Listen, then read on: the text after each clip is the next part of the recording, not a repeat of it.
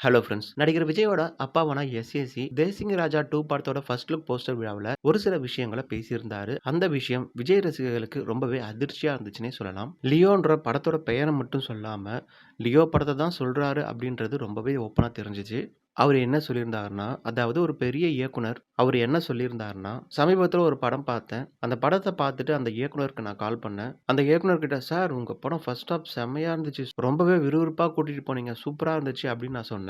அத சொல்லி முடிச்சுட்டு, அப்படியே செகண்ட் ஹால்ஃப் மட்டும் கொஞ்சம் பார்த்து பண்ணியிருந்திருக்கலாம் சார். நல்லா இல்ல. ஸ்க்ரீன் பிளே இவ்வளோ செட் ஆகல. எங்க இடத்துல வந்து அந்த மாதிரிலாம் பண்ண மாட்டாங்க.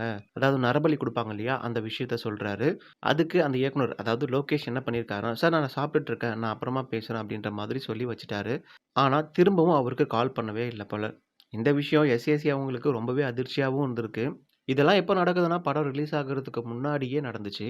படம் ரிலீஸ் ஆனதுக்கு அப்புறமா கூட, அவர் சொன்ன விஷயங்கள் தான் மைனஸாவும் இருந்துச்சு. அத அவரு அந்த மேடையில சொல்லியிருந்தாரு. இன்னும் படம் ரிலீஸுக்கு 5 நாள் இருக்கு. ஏதாவது பண்ணி அத மாத்தியிருந்திருக்கலாம். சொல்றத ஏத்துக்கக்கூடிய மனப்பான்மை அவங்களுக்கு இல்ல அப்படின்ற மாதிரி சொல்றாங்க.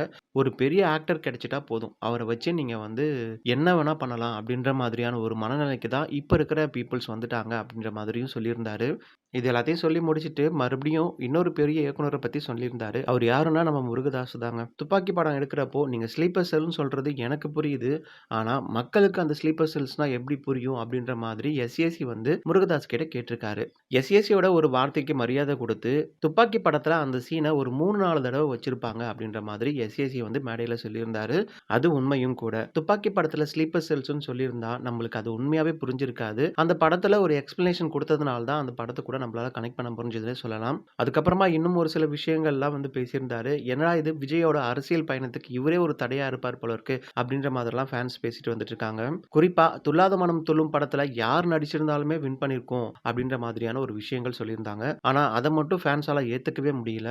என்னதான் "துள்ளாத மனமும் துள்ளும்" படத்தோட ஸ்டோரி சூப்பரா இருந்தாலும், அந்த படத்துல விஜய தவிர்த்து வேற யாரையுமே வச்சு யோசிச்சு கூட பார்க்க முடியல அப்படின்ற மாதிரி ஃபேன்ஸ் சொல்லியிருக்காங்க. ஏன்னா அந்த அளவுக்கு விஜய் நடிச்சிருப்பாரு. இன்னொரு பக்கம் லோகேஷ் கனகராஜ பத்தி எஸ்ஏசி சொன்னதும் உண்மையும் கூட.